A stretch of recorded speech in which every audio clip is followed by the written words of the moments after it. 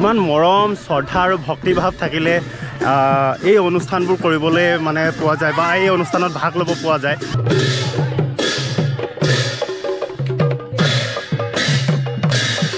আৰু বিশেষকৈ এটা সুন্দৰ অনুষ্ঠান আৰু বহু বছৰ বিশেষকৈ শিক্ষকতাৰ পৰা বহু বছৰ শিক্ষকতা কৰি এখন বিদ্যালয়ৰ পৰা তেওঁ অৱসৰ লৈছে আৰু সেই অৱসৰপ্ৰাপ্ত শিক্ষক আমাৰ নিতা গগৈ ছাৰ আৰু সঁচাই আমাৰ কাৰণে আদৰ্শ। শিক্ষকৰ গুণ যিখিনি থাকিব লাগে নিতা গগৈ ছাৰৰ ওচৰত আছে আৰু বিশেষকৈ তেওঁৰ ঘৰৰ পৰা ছাত্ৰ ছাত্ৰীসকল আৰু গাঁৱৰ ৰাইজে তেওঁৰ ঘৰৰ পৰা তেওঁক আদৰণি জনাইছে আৰু সেই আদৰণি পৰ্বতে মই উপস্থিত আছোঁ আৰু বিশেষকৈ সুন্দৰ এটা মানে ভক্তি আৰু শ্ৰদ্ধা, কিমান শ্ৰদ্ধা আৰু ভক্তি থাকিলে মানুহক এনেকৈ সন্মান দিব পাৰে। এয়া আহিছে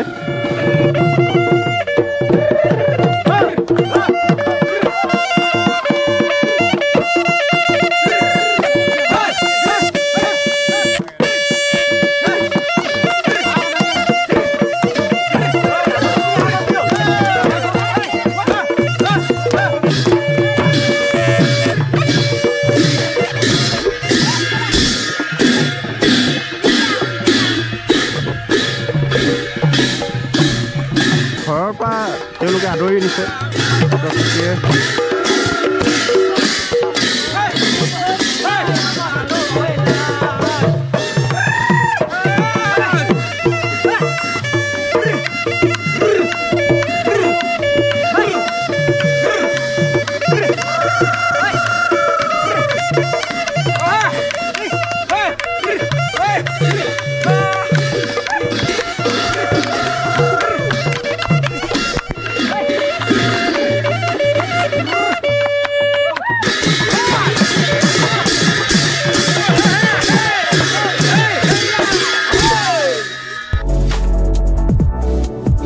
মই কৈছোঁৱে যে ভক্তি আৰু শ্ৰদ্ধাভাৱ থাকিলে এই উৎকট গৰম একদম দেখিছে নহয় কিমান গৰম আৰু উৎকট গৰমতো ছাত্ৰ ছাত্ৰী আৰু অভিভাৱক তথা শান্তিপুৰ গাঁৱৰ ৰাইজে আৰু ছাৰক আদৰিবলৈ ৰখি আছে এয়া ছাত্ৰ ছাত্ৰীসকল আৰু এইফালে লৈ আহিছে। আৰু সঁচাকৈ শ্ৰদ্ধা আৰু ভক্তিভাৱ থাকিলে এজন শিক্ষাগুৰুক কেনেকৈ বিদায় পৰ্বত তেওঁলোকে আৱেগিক হৈ গৈছে, আচলতে বাইদেউ আৱেগিক হৈছে আৰু ছাত্ৰ ছাত্ৰীসকলে ঘৰৰ পৰা আদৰি আনিছে আৰু মই গোটেই পৰিৱেশবোৰ দেখুৱাম।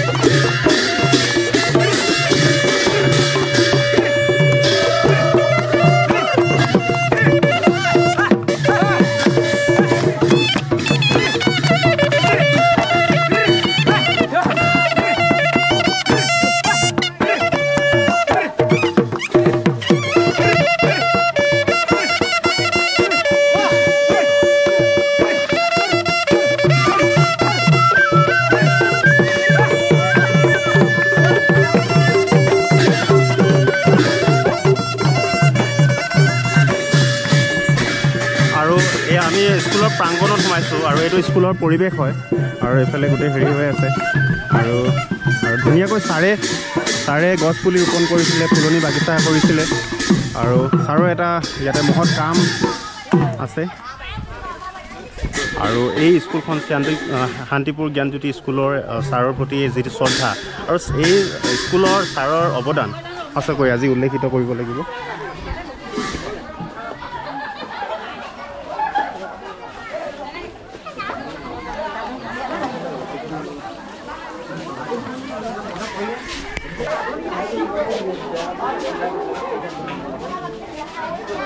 আৰু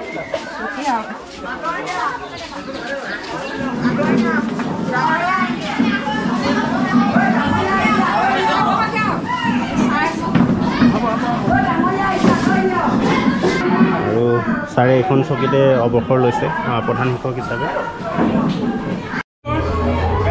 আহি থাকিম নহয়।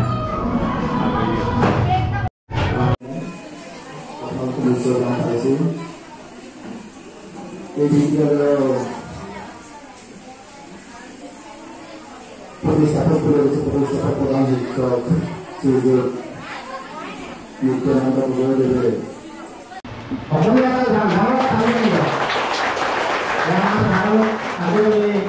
সম্বৰ্ধনা জনাইছোঁ। তেতিয়াই তেখেতে গগৈ ডাঙৰীয়াই পানীবিহীন নামৰ এটা কবিতা ৰচনা কৰি পেলাই নিজে স্বৰচিত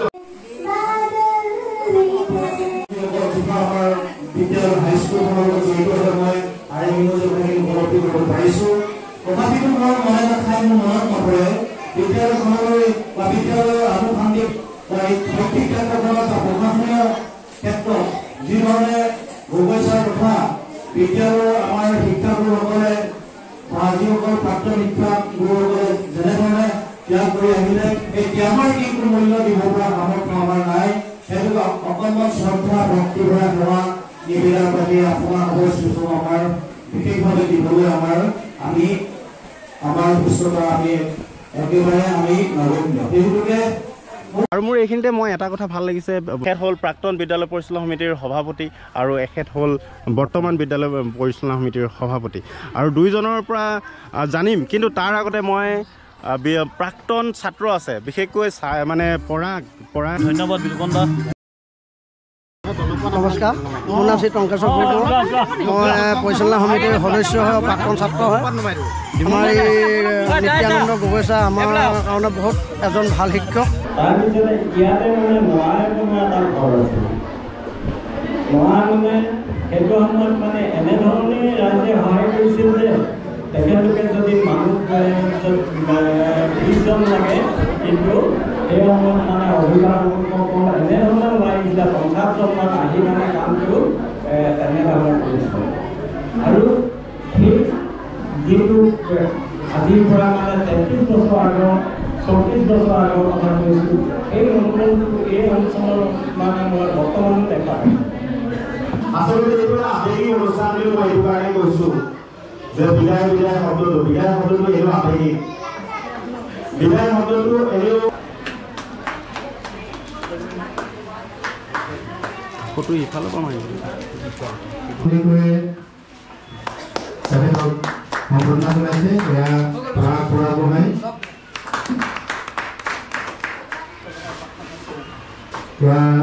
প্ৰাক্তন ছাত্ৰী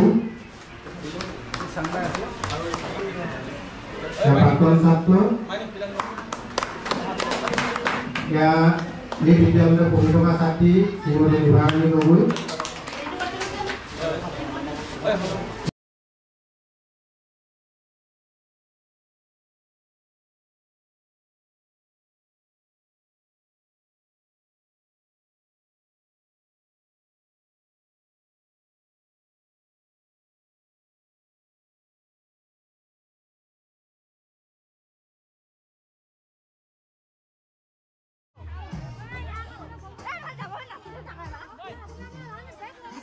ছাৰ গাড়ীত উঠিবলৈ হৈছে নেকি?